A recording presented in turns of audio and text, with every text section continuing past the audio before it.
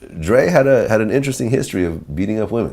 He definitely did. I talk like this because I talk over my larynx. It's nothing wrong with me. Le 14 février 2023, c'était les Grammy Awards. Nous sommes aussi en 2023, dans l'année des 50 ans du hip-hop, et vous vous en souvenez parce que certainement vous avez vu la scène où Dr. Dre monte sur le plateau, il reçoit un prix inaugural pour l'ensemble de sa carrière, et en plus, c'est un prix qui porte son nom, un peu comme le Michael Jackson Vanguard Award, c'est-à-dire que chaque année pour les grands hip-hopeux, ceux qui auront vraiment marqué la culture, ils recevront un prix Dr. Dre. To a 40-year career of doing something that I really love. Yeah, what up, AP? Au vu de son impact musical notable, la scène était géniale. D'ailleurs, tout le business a célébré ce moment. Make some noise for hip-hop.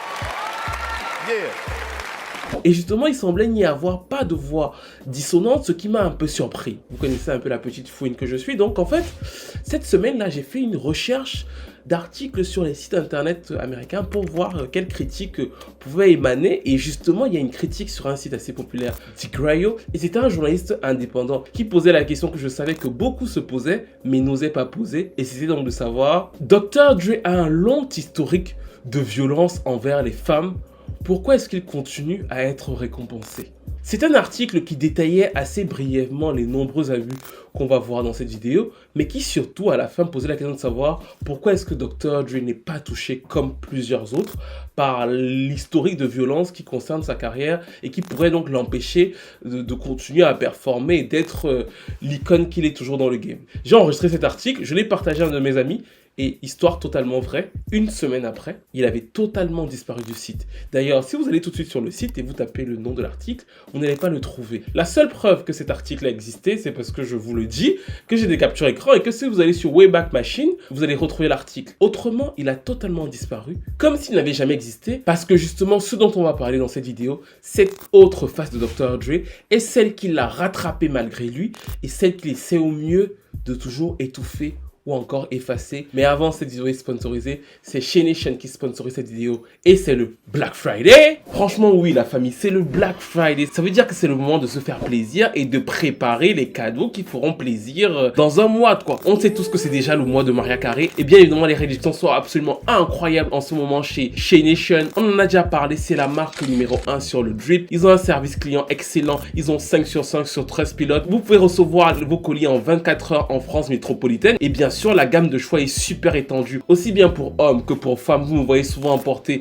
et à chaque fois, je vous dis que la fameuse boîte là, la boîte là, ça te touche le cœur quand tu reçois un petit bijou chez Nation. Ça ne te laisse pas, ça ne laisse pas indifférent. Si vous voulez faire un petit cadeau du 25 décembre, mais aussi préparer ce qu'on va trouver en bas du sapin, c'est le moment. Surtout qu'ils ont deux offres absolument incroyables, allant jusqu'à 45% de réduction. La première, c'est une réduction de 33% sur tout le site avec le code BF33. Et la deuxième, c'est un article acheté, un article offert. En plus, il y a pas mal d'ensembles. Si vous voulez faire des espèces de petits mix, aussi bien pour hommes que pour femmes, il y a même des créations sur mesure que je suis en train de tester en ce moment. Ça fait pas mal de temps qu'on parle de chez Nation. Si vous n'avez jamais testé, le Black Friday là, c'est vraiment le moment de vous lancer ou alors de penser à ce que vous allez laisser découvrir au pied du petit sapin.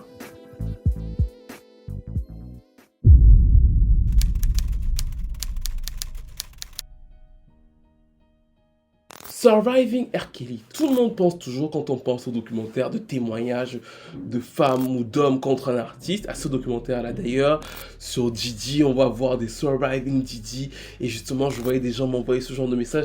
J'ai même vu quelqu'un qui m'a dit, oui, mais les gars là devraient faire comme Dre, gérer leurs affaires, vieillir posément, et ça m'a fait sourire. Parce que justement, Surviving R. Kelly, qui nous est ancré dans les mémoires en bien comme en mal, sa réussite médiatique va aussi reposer sur le fait qu'en réalité, ce n'est pas le premier. C'est-à-dire que, et ça c'est vraiment pas sur le fond de ce qui est dit, pas dit en fait, parce qu'en réalité, dans l'histoire des surviving dans la zone hip-hop, comme je le disais dans la précédente vidéo, faut savoir qu'au moment où l'affaire R. Kelly est relancée, il n'est pas le seul. Et c'est d'ailleurs, je pense, la grosse erreur de son équipe. C'est-à-dire que son équipe méprise beaucoup l'histoire parce qu'ils sont super nombreux et qu'en réalité, même l'histoire du fameux documentaire n'est pas nouvelle. Juste un an avant le Surviving R. Kelly, on avait eu droit quelque part au premier Surviving véritablement hip-hop qui s'appelait donc Surviving Compton avec Suge Knight et Dr. Dre, basé sur le témoignage de la chanteuse de R&B Michele.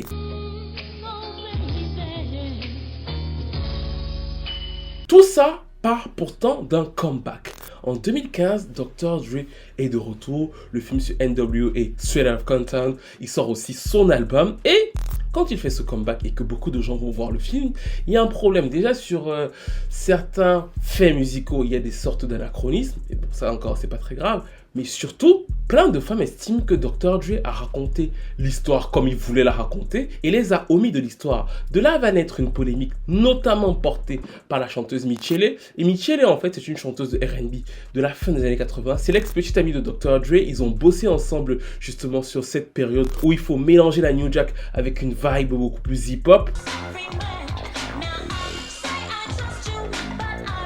Moi, pour vous dire la vérité, je pense que comme beaucoup, de ma génération en tout cas, on ne connaissait pas forcément Michele avant la télé-réalité R&B Divas qui avait apparu 3-4 ans avant le fameux film. Et dans cette télé-réalité, on découvre le personnage qui raconte effectivement sa vie, son parcours, le lien entre sa musique et Mary J. Blige. C'est d'ailleurs comme ça que je vais écouter ses chansons.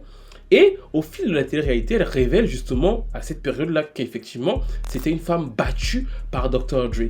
Les détails sont absolument horrifiants pour le coup, vraiment. C'est-à-dire qu'il lui casse un nez, il lui casse les dents. Enfin, elle est tout le temps battue. Mais ce qui aura marqué chez le personnage au début, c'est que elle a un truc très bonifiant. Elle a une voix de petite fille, elle a une voix un peu de dessin animé qui rend tout ce qu'elle raconte. Je prends mes mots parce que je pense que certains vont croire qu'on rigole de ce qu'elle dit. C'est pas ça. C'est-à-dire que le personnage est tellement sympathique à cause de sa voix que t'as juste envie de la serrer dans tes bras quand elle parle. Even Dr. Dre having no car at all. Come on, you want something? Sa voix parler, c'est un truc de ouf. Si vous avez jamais vu cette télé-réalité, allez regarder, surtout qu'il y a plein d'autres chanteuses de R&B. Elle a beaucoup d'autodérision et justement, elle raconte cette vie terrifiante avec Dr. Dre et après Suge Knight. Parce que c'est la seule qui a un enfant avec les deux. Et ça rend encore le truc encore plus dingue. Au-delà du fait que, autant sa voix est comme ça, autant quand elle chante, elle a une putain de voix qui a rien à voir.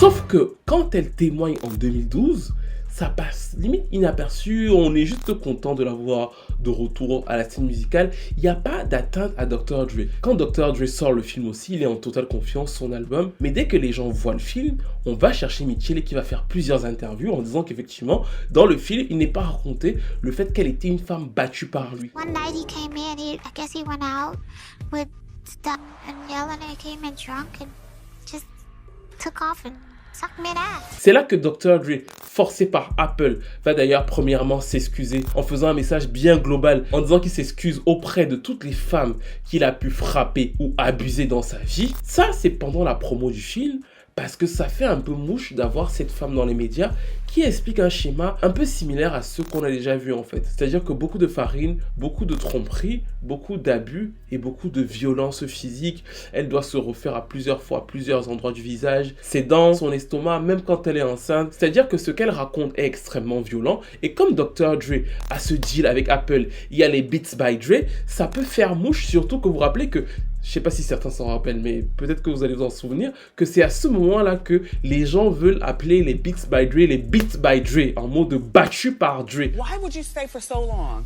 Well, I stayed because it was normal. Well, after the first hit, you don't think they're gonna do it again. And it does escalate. Pour ça, donc, Dr. Dre est obligé de sortir pour dire que franchement, je m'excuse pour tout ce qui s'est passé dans le passé. Surtout que à ce moment-là, elle n'est pas la seule. Il y a une journaliste hip-hop qui s'appelle Dee Barnes, qui est une des premières journalistes hip-hop à avoir une émission qu'elle animait sur la Fox à l'époque. Elle connaît bien les membres de NWA et justement en 91, c'est les grosses frictions entre eux. Elle pense même qu'ils vont finir par s'entretuer. Ice Cube quitte la formation et justement fait une interview dans son émission à elle pour expliquer sa décision.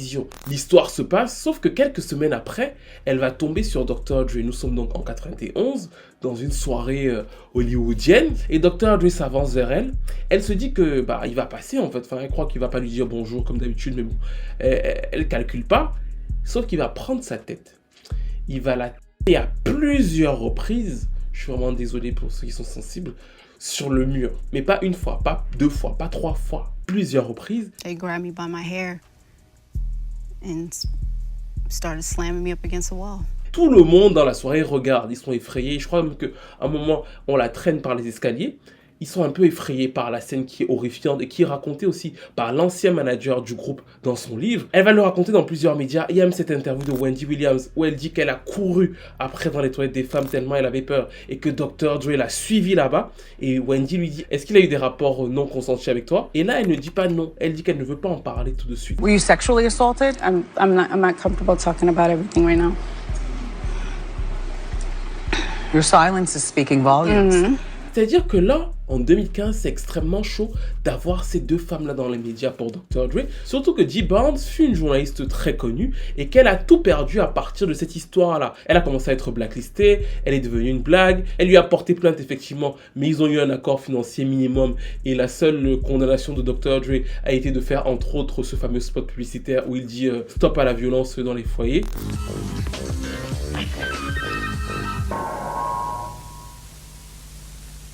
Yo, this is Dr. Dre. C'est pour ça qu'il s'excuse, il y a énormément d'argent en jeu, donc il est obligé de dire « je suis désolé, c'est du passé ».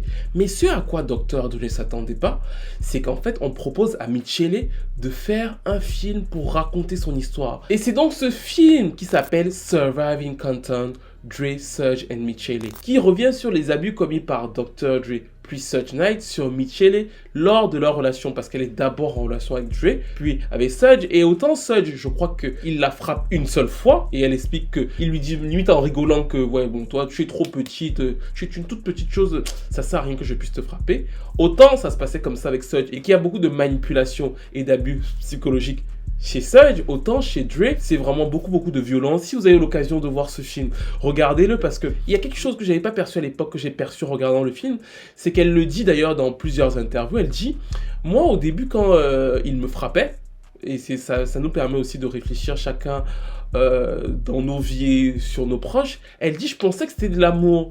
J'avais vu tellement de fois mon père battre ma mère, mes oncles battre voilà, que en fait pour moi c'était normal en fait. Elle le dit dans le film, je me sentais privilégié qu'il m'aime de cette façon là parce qu'elle se disait que c'était sa représentation à elle de l'amour. Et il y a quelque chose qui était encore plus frappant dans le film par rapport à ça, c'est que sa grand-mère, bah, elle ne veut absolument pas qu'elle quitte Dr. Dre. C'est-à-dire que sa grand-mère la maintient là, lui dit non, mais de toute façon, si tu trouves un autre homme, il sera pareil, donc il faut que tu restes avec lui. Donc en fait, il y a vraiment une valeur qui est totalement inversée dans la manière dont ce film est montré. Mais toujours est-il que Dre est vraiment mise en exergue là-dedans comme une sorte de monstre. Et le film sort justement en 2016.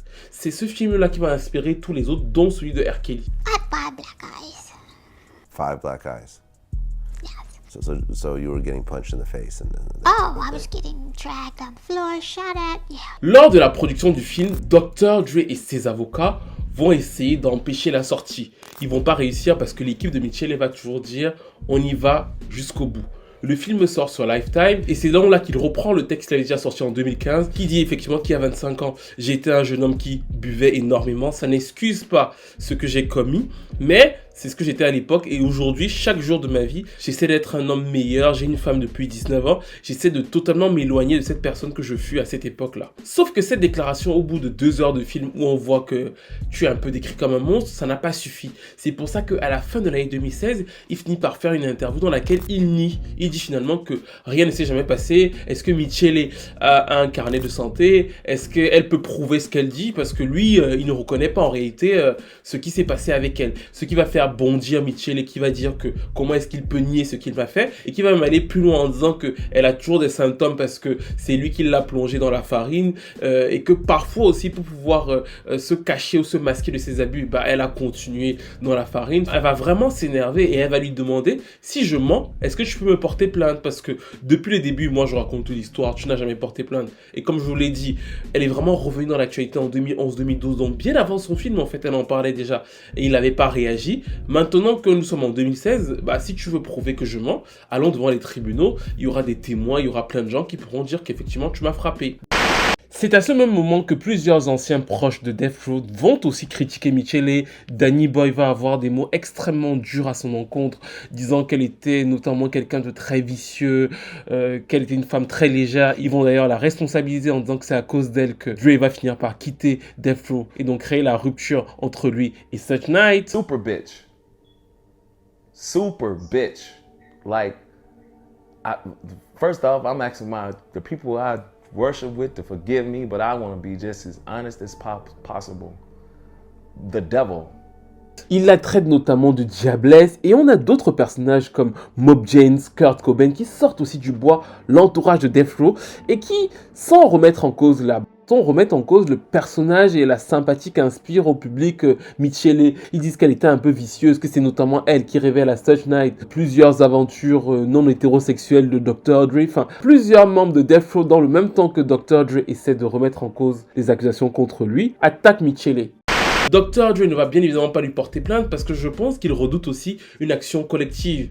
Dee Barnes étant la seule capable de prouver qu'il l'a frappé parce que c'était dans une soirée hollywoodienne, il y a énormément de témoins. Si elle réussit à se liguer aux autres, ça pourrait faire un effet boomerang. Surtout qu'elle-même dit que dans la chanson de Eminem Guilty Conscience, Eminem parle de son affaire à elle du fait qu'elle était frappée par Dr. Dre comme étant une blague.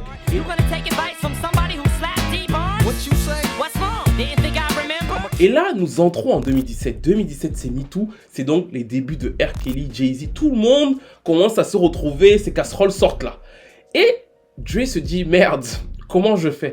Il refait donc un nouveau communiqué s'excusant auprès de toutes les femmes qu'il a frappées. Et d'ailleurs, dans le documentaire de Defiant One qui sort en 2017, vous l'entendez le dire clairement, de façon générale en fait. Il dit pas une femme ou autre, il dit de façon générale, j'étais vraiment quelqu'un de violent, je ne suis plus du tout cette personne-là. Il fait un gros mea culpa, ce à quoi Michele et Dee Barnes vont d'ailleurs dire qu'elles ne veulent pas qu'il fasse un gros mea culpa, mais qu'il s'excuse directement auprès d'elles. Parce que là encore, on va les revoir dans les médias, commencer à essayer de trouver une sorte de synergie qui ne va pas prendre parce qu'effectivement les affaires des autres étaient tellement folle. L'affaire R. Kelly était tellement folle, d'ailleurs on va retenir tellement le surviving R. Kelly qu'on va oublier tout ce qui se passait autour de Dr. Dre. Et pendant un certain moment, ou alors plutôt un moment certain, il aura plus ou moins réussi à éteindre l'incendie.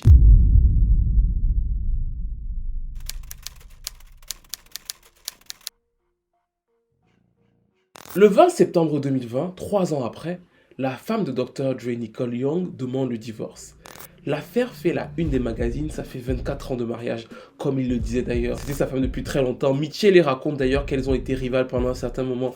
Elles se sont beaucoup battues. Et ça, c'est encore quelque chose de très intéressant. Elles se sont beaucoup battues toutes les deux pour conserver Dre de l'époque, même si effectivement Michele subissait des violences de la part de Dre.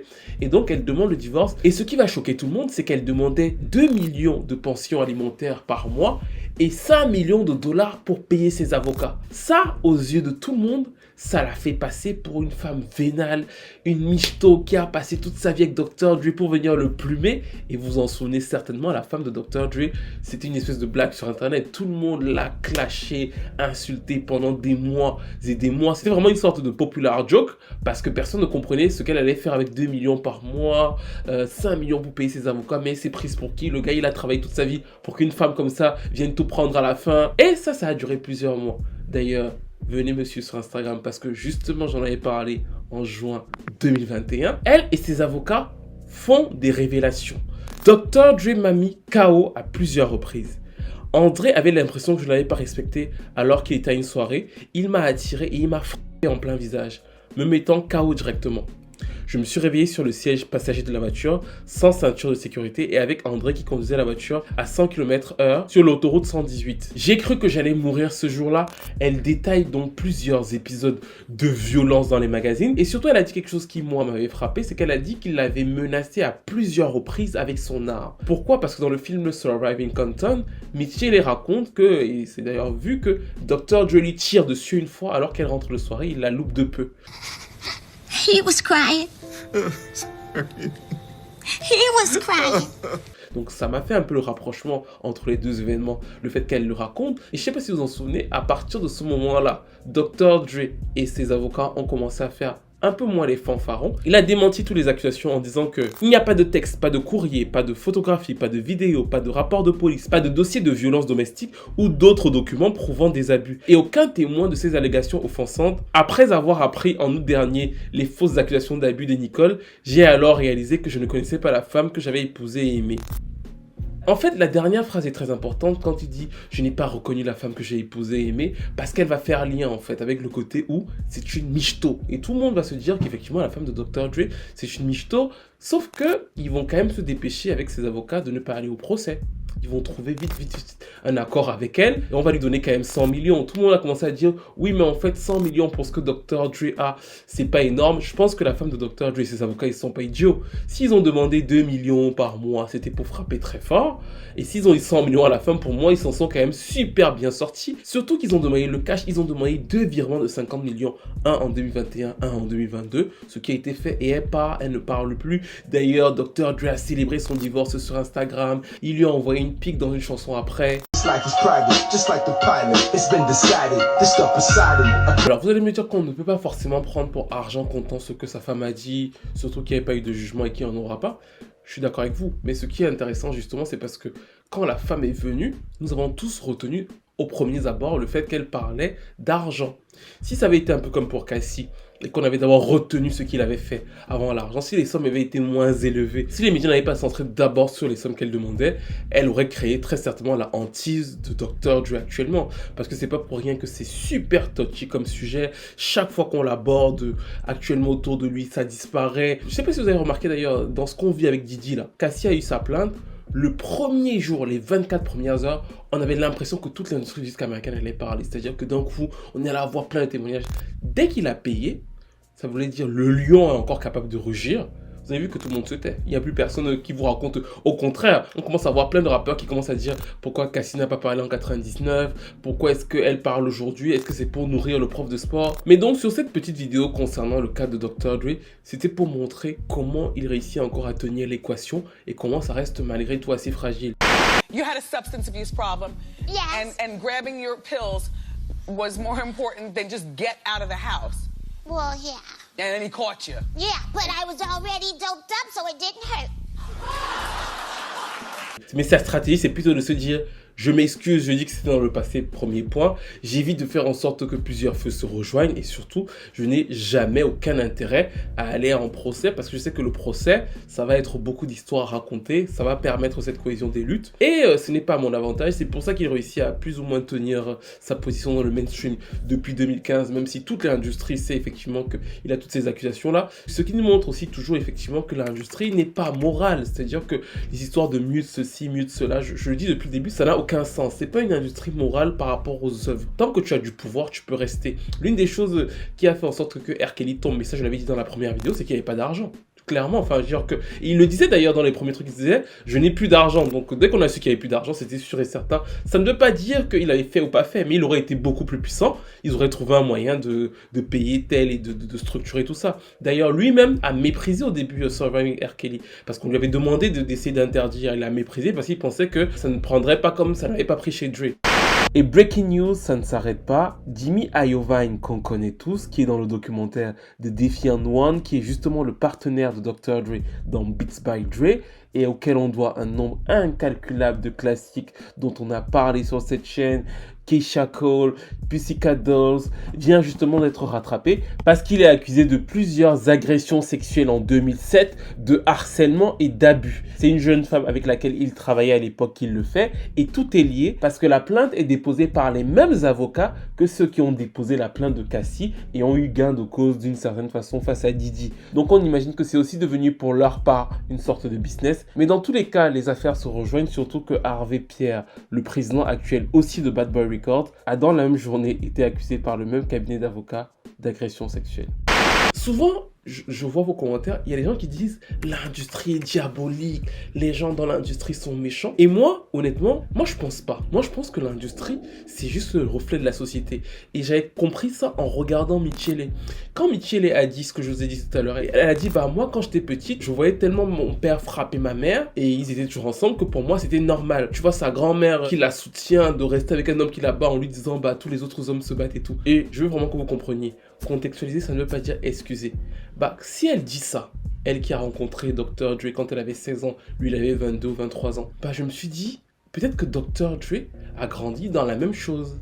C'est-à-dire que, est-ce que ce n'est pas aussi des gens qui parfois ont grandi dans des environnements, ils ont eu des enfances hyper violentes et qui ont reproduit les schémas en grandissant, sauf que le sentiment de pouvoir fait en sorte que personne ne peut te dire non. On va essayer de arrondir les angles sur ce que tu fais, mais on va pas aller trop brutalement vers toi parce qu'on sait que tu rapportes beaucoup d'argent, donc du coup ça peut t'enfermer dans un schéma, mais c'est pas parce que l'industrie en soi est mauvaise, c'est parce qu'en fait le monde dans lequel on vit est mauvais, c'est le reflet pervers du monde dans lequel on vit. Je ne veux pas faire de la psychologie de comptoir, mais j'ai souvent l'impression que quand on parle de ce genre d'histoire, on a l'impression que c'est que dans l'industrie du disque.